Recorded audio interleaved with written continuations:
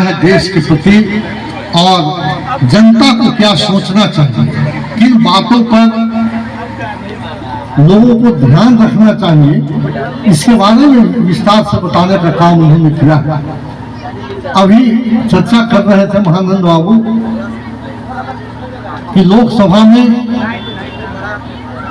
11 तारीख तक लोकसभा चला, लगभग 20 दिन, और जिस दिन से लोकसभा का कार्य प्रारंभ हुआ था उसी दिन से पूरे अपोजिशन के लोग मांग कर रहे थे प्रधानमंत्री जी मणिपुर पर आकर के अपना स्पष्ट वक्तव्य दे दें। जो मणिपुर की स्थिति है उसमें क्या कर रहे हैं वो, मणिपुर के स्थिति को सुधारने के लिए वहाँ जो घटनाएं घटी है उस पर क्या कार्रवाई कर रहे हैं, इसकी जानकारी देश को दे दें सदन के माध्यम से। क्योंकि सदन में तो टीवी लगा रहता है, वो बोलते तो पूरा देश देखता, पूरा देश के लोग सुनता, लेकिन प्रधानमंत्री जी एक दिन भी आने का काम नहीं किए। उसके चलते पूरा संसद का सदन लगातार बाधित रहा। अपोजिशन के द्वारा हम लोग उसमें सहभागी रहे कि प्रधानमंत्री जी आए, आकर के वक्तव्य दें, लेकिन अंत में जिस दिन लोकसभा का कार्यकाल खत्म हो रहा था उसके एक दिन पहले उन्होंने आने का काम किया। लेकिन हम बताना चाहते हैं, बहुत सारे लोग उसमें देखे होंगे, उनके भाषण को सुने होंगे। लगभग 2 घंटा लोकसभा में उन्होंने भाषण दिया, लेकिन मणिपुर पर एक बात भी बोलने का काम नहीं किया। और भाषण क्या दिया, जैसे पॉलिटिकल पार्टी का प्रचार होता है, किसी पार्टी के लिए कोई व्यक्ति या उसका नेता अपना पार्टी के लिए प्रचार करता है, उस तरह का भाषण लोकसभा में उन्होंने दिया जो सराहनीय नहीं था। प्रधानमंत्री पूरे देश का होता है, प्रधानमंत्री कोई किसी पार्टी का नहीं होता है। मणिपुर में जो घटनाएं घटी है बहुत ही शर्मनाक घटनाएं घटी है, और उसके बारे में कुछ विस्तार से बताए थे महानंद बाबू कि कैसे महिला को नंगा करके और रोड पर घुमाया गया और किस तरह से कत्ल किया गया लोगों का, और किया जा रहा है, आज भी वही स्थिति है। तो जब देश में कहीं भी कुछ होता है तो उसे प्रधानमंत्री जवाबदेह होता है, उसको पूरे देश की जनता को बताना चाहिए।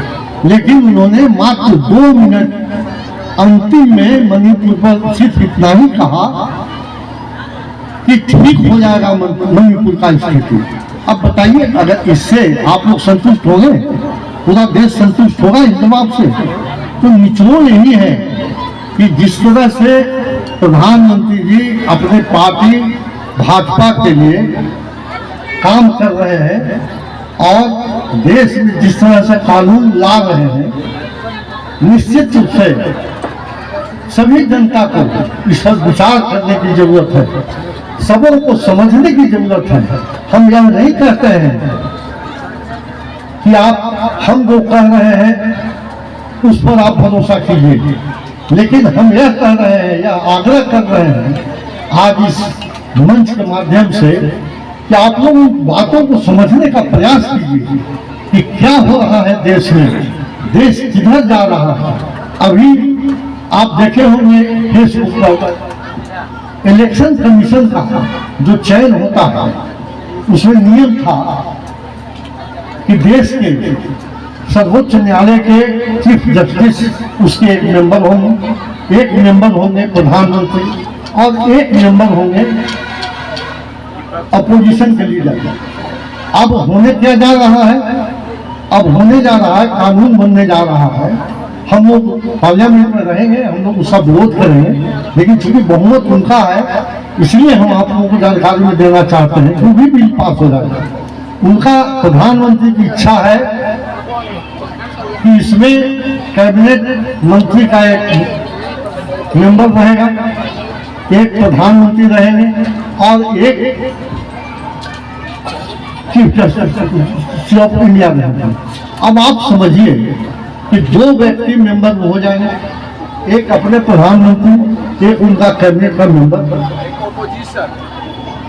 हाँ, एक अपोजिशन का लीडर और एक प्रधानमंत्री और एक उनका कैबिनेट का मंत्री। अब दो मेंबर खुद हो जाएंगे, जिसको चाहे उसको इलेक्शन कमीशन बना दो। तो इलेक्शन कमिश्नर जो होता है वो तो पूरे देश की जनता के लिए न्याय प्रिय होता है, देश में न्यायपूर्ण ढंग से चुनाव हो इसके लिए होता है। लेकिन इस सब बातों को विस्तार से गांव में जब तक नहीं पहुंचाया जाएगा, जब तक गांव के लोग नहीं समझेंगे कि हमारे साथ कितना भेदभाव किया जा रहा है, हमारा वोट का अधिकार भी छीनने का प्रयास किया जा रहा है, तब तक इसमें सुधार नहीं हो सकता है। हम यह कहना चाहते हैं कि आप लोग आज बहुत ही शुभ दिन है और इस दिन इस स्टडी सेंटर के द्वारा इस तरह का जो आयोजन किया गया है इसका तो तारीफ हम हृदय से करते हैं, लेकिन जिस तरह का आप लोगों ने तैयारी किया है वह और ही काबिल तारीफ है। और जो आपके इसमें सहभागिता लिए हैं वो लोग सभी पात्र इसके बधाई के पात्र हैं। और हम यह कहेंगे कि आप लोगों में जो क्षमता हमने देखा है उस क्षमता के अनुसार आप समाज में बहुत सारा चीज, बहुत सारा जो आपको बुराई है उसको दूर करवा सकते हैं नाटक के माध्यम से। यह बहुत बड़ा, पहले यही नाटक के माध्यम से, जब हम लोग छोटे थे उस समय यही नाटक के माध्यम से गाँव में अच्छे बातों का संचार होता था, अच्छे बातों का प्रचार प्रसार होता था। अब उसकी जरूरत है, इसलिए हम आपसे आग्रह करेंगे कि उस तरह का भी संवाद आपने नाटक के माध्यम से लोगों में देने का काम करें। क्योंकि बहुत हम तो मंजू जी को धन्यवाद देते हैं कि जिन्होंने हमको कल से ही प्रेरित कर रहे थे कि आप आइए आइए। हम जहानाबाद में थे, वहाँ व्यस्तम कार्यक्रम था, लेकिन फिर भी हम उससे समय निकाला और हम यहाँ आए। लेकिन आ करके हम बहुत ही प्रसन्न हैं और आप सबों को काफ़ी धन्यवाद देते हैं। इतना ही करके मैं अपनी बात समाप्त करता हूँ। धन्यवाद। जय हिंद।